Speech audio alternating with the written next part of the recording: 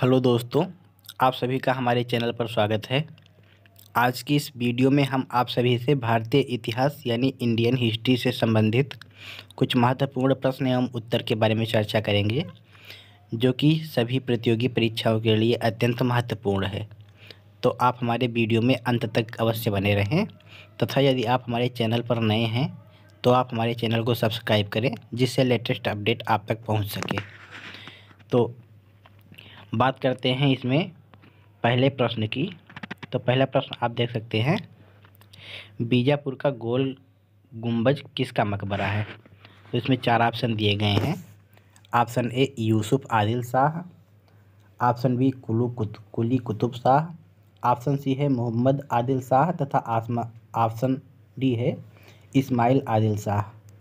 तो इसमें सही आंसर है ऑप्शन नंबर सी यानी मोहम्मद आदिल शाह।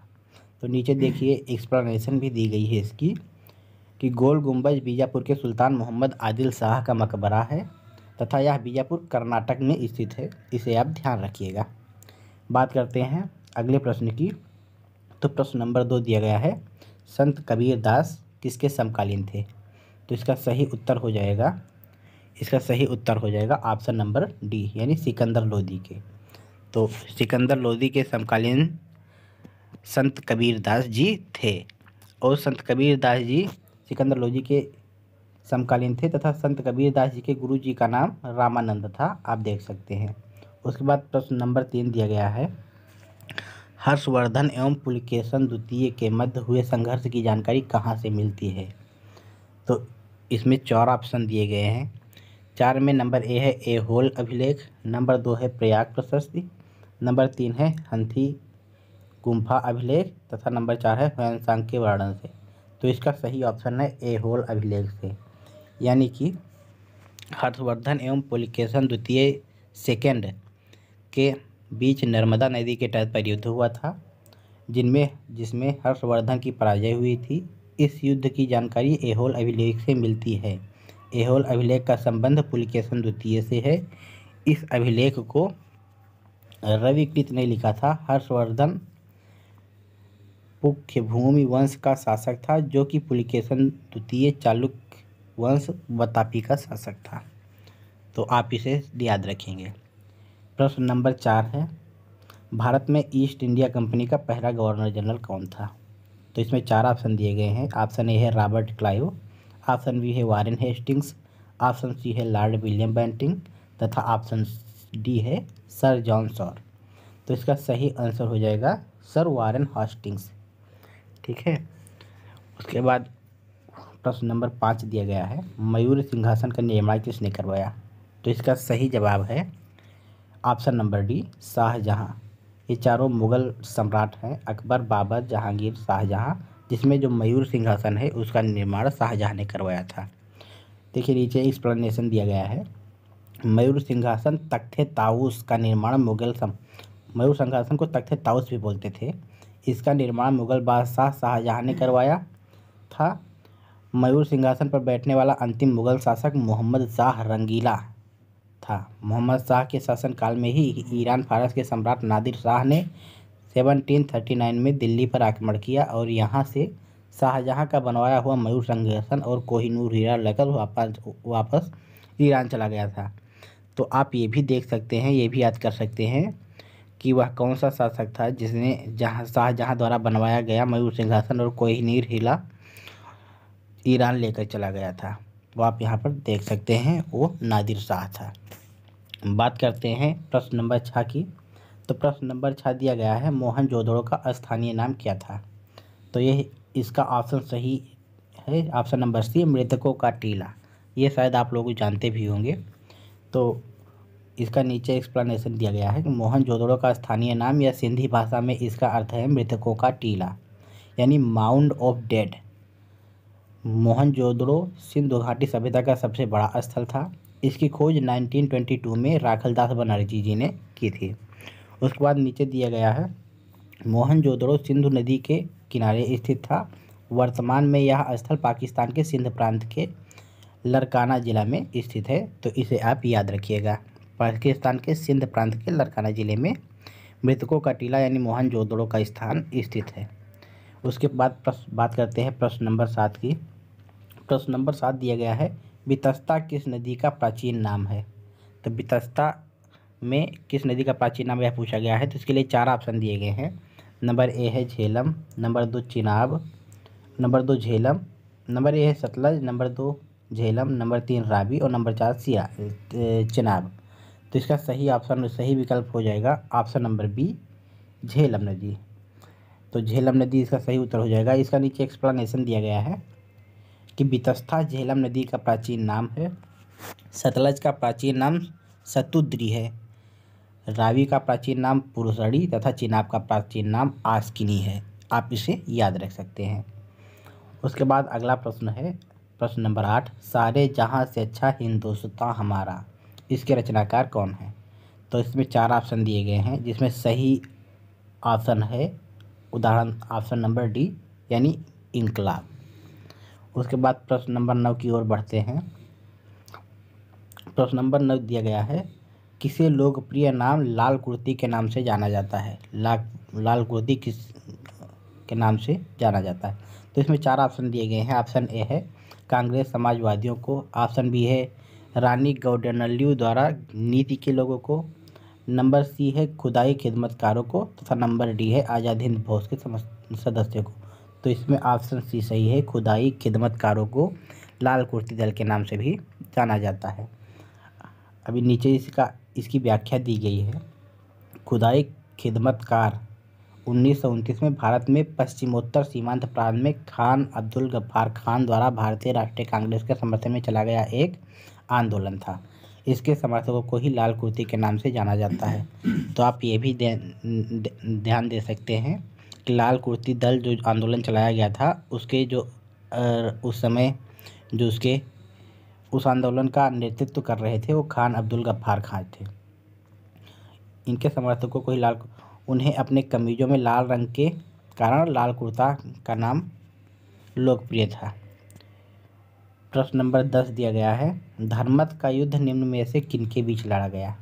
तो धर्मत का युद्ध किसके किसके बीच में लड़ा गया है यह पूछा गया है। इसमें 4 ऑप्शन दिए गए हैं तथा इसका सही ऑप्शन है ऑप्शन नंबर डी, औरंगजेब द्वारा और दारा शिकोह। औरंगजेब एवं दारा शिकोह के मध्य धर्मत का युद्ध लड़ा गया था। धर्मत का युद्ध 1658 ईस्वी में औरंगजेब और दारा शिकोह के बीच में लड़ा गया था। तो किस ईस्वी में लड़ा गया था, 1658 ईस्वी में। उसके बाद बात करते हैं प्रश्न नंबर 11 की। प्रश्न नंबर 11 दिया गया है, इटली का यात्री निकोलो द कोंटी ने किस विजयनगर सम्राट के शासनकाल में विजयनगर की यात्रा की। तो इसमें 4 ऑप्शन दिए गए हैं। नंबर ए है देवराय प्रथम, नंबर बी है देवराय द्वितीय, फिर अच्युतदेव राय, फिर कृष्णदेव राय। तो इसका सही ऑप्शन है देवराय प्रथम। उसके बाद इस प्रश्न की व्याख्या देखते हैं। तो इसमें लिखा है, इटली का यात्री निकोलो द कोंटी ने 1420 ईस्वी में देवराय प्रथम के शासनकाल में विजयनगर की यात्रा की थी। तो इसे आप याद रखिएगा। बात करते हैं प्रश्न नंबर 12 की। प्रश्न नंबर 12 में दिया गया है, निम्नलिखित में से कौन गुलरुखी के उपनाम से कविताएं लिखा करता था। तो इसमें 4 ऑप्शन दिए गए हैं। ऑप्शन ए है जियाउद्दीन बर्नी, ऑप्शन बी है सिकंदर लोदी, ऑप्शन सी है इब्न बतूता तथा ऑप्शन जे है शम्स ए सिराज अफीज। तो इसका सही ऑप्शन हो जाएगा option number B, Sikandar Lodi. इसका व्याख्या देखें तो सिकंदर लोदी गुलरुखी के उपनाम से कविताएं लिखा करता था। आगरा शहर की स्थापना 1504 ईस्वी में सिकंदर लोदी ने ही की थी। आगरा शहर आप लोग जानते होंगे, जहाँ लाल किला प्रसिद्ध स्थित है, उसकी स्थापना, उस शहर की स्थापना सिकंदर लोदी जी ने की थी। उसके बाद बात करते हैं प्रश्न नंबर 13 की। प्रश्न नंबर 13 दिया गया है, प्रथम बौद्ध संगति सभा का आयोजन कहाँ किया गया था। तो प्रथम बौद्ध संगति का आयोजन ऑप्शन नंबर ए राजगृह में किया गया था। राजगृह में किया गया था। इस प्रश्न की व्याख्या देखें तो प्रथम बौद्ध संगति का आयोजन 483 ईसा पूर्व में अजातशत्रु के शासनकाल में राजगृह में आयोजित किया गया था।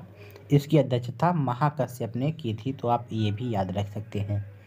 उसके बाद प्रश्न नंबर 14 दिया गया है, कलिंग युद्ध की विजय का उल्लेख अशोक के किस शिलालेख में मिलता है।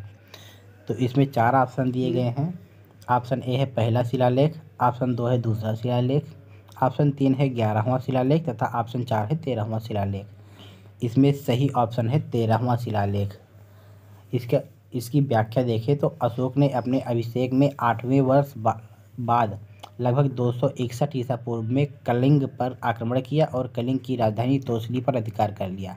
इसका उल्लेख अशोक के 13वें शिलालेख में है। उसके बाद प्रश्न नंबर 15 दिया गया है, सीयूकी नामक यात्रा विवरण निम्न में से किससे जुड़ा हुआ है? तो इसमें 4 ऑप्शन दिए गए हुए हैं, अल्बरूनी, फाहियान, मेगास्थनीज एवं हुएनसांग। तो इसका सही उत्तर हो जाएगा हुएनसांग। प्रसिद्ध चीनी यात्री हुएनसांग हर्षवर्धन के शासनकाल में भारत आया था। इसने अपनी यात्रा वृत्तांत को सीयूकी नामक ग्रंथ से लिखा है। तो हुएनसांग को यात्रियों का राजकुमार, नीति का पंडित एवं वर्तमान शाक्य मुनि कहा जाता है। आप लोग यह भी याद करिएगा, काफ़ी इम्पोर्टेंट हो जाता है परीक्षा के पॉइंट ऑफ व्यू से। उसके बाद आगे दिया गया है, वह नालंदा विश्वविद्यालय में पढ़ने एवं बौद्ध ग्रंथ संग्रह करने के उद्देश्य से भारत आया था। तो इसका सही ऑप्शन हो जाएगा ऑप्शन नंबर डी, हुएनसांग। बात करते हैं अगले प्रश्न की। तो अगला प्रश्न दिया गया है, जौनपुर राज्य का अंतिम शासक कौन था? तो जौनपुर राज्य का अंतिम शासक हुसैन शाह था, ऑप्शन नंबर डी। जौनपुर राज्य की स्थापना फिरोज शाह तुगलक ने अपने भाई जौना खां की स्मृति में की थी। तो जौना खां के नाम पर ही इसका नाम जौनपुर रखा गया था। जौनपुर में स्वतंत्र शकों राजवंश की स्थापना मलिक सरवर ख्वाजा जहान ने की थी। जौनपुर का अंतिम शासक हुसैन शाह था। तो इसे आप याद रखिएगा। उसके बाद प्रश्न नंबर 17 दिया गया है, दिल्ली के किस सुल्तान ने ब्राह्मणों पर भी जजिया कर लगाया था? तो ऑप्शन ए है बलबन ने, ऑप्शन 2 है अलाउद्दीन खिलजी, ऑप्शन सी है मोहम्मद बिन तुगलक तथा ऑप्शन डी है फिरोज शाह तुगलक। तो इसका सही ऑप्शन हो जाएगा फिरोज शाह तुगलक ने ब्राह्मणों पर भी जजिया कर लगाया था। तो जजिया कर गैर हिंदुओं पर लगाया जाने वाला एक धार्मिक कर था। फिरोज शाह तुगलक ब्राह्मणों पर जजिया कर लगाने वाला पहला मुसलमान शासक था। प्रश्न नंबर 18 दिया गया है, 1857 की क्रांति को भारत का प्रथम स्वतंत्रता संग्राम किसने कहा था? तो इसका सही ऑप्शन हो जाएगा वी.डी. सावरकर ने। वी.डी. सावरकर ने भारत का 1857 की क्रांति को भारत का प्रथम स्वतंत्रता संग्राम कहा था। प्रश्न नंबर 19 दिया गया है, वह कौन सा भारतीय था जो ब्रिटिश संसद के लिए निर्वाचित हुए? तो उसका सही इसमें 4 ऑप्शन दिए गए हैं।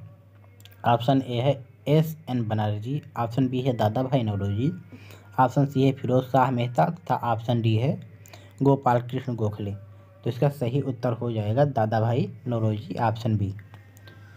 ब्रिटिश संसद के लिए निर्वाचित होने वाले प्रथम भारतीय दादा भाई नौरोजी ही थे। उसके बाद बात करते हैं प्रश्न नंबर 20 की। तो प्रश्न नंबर 20 दिया गया है, भारतीय राष्ट्रीय कांग्रेस के प्रथम अंग्रेज अध्यक्ष कौन थे? तो भारतीय राष्ट्रीय कांग्रेस के प्रथम अंग्रेज अध्यक्ष option number C George Yule थे। आप इसे याद रखिएगा। भारतीय राष्ट्रीय कांग्रेस के प्रथम अंग्रेज अध्यक्ष जॉर्ज यूल थे। इन्होंने भारतीय राष्ट्रीय कांग्रेस के इलाहाबाद अधिवेशन 1888 की अध्यक्षता की थी। आशा करते हैं कि हमारी द्वारा दी गई जानकारी आपको पसंद आई होगी। आप इसी तरह के और इन्फॉर्मेटिव वीडियो देखने के लिए हमारे चैनल को सब्सक्राइब अवश्य करें तथा हमारे वीडियो को लाइक करें। धन्यवाद।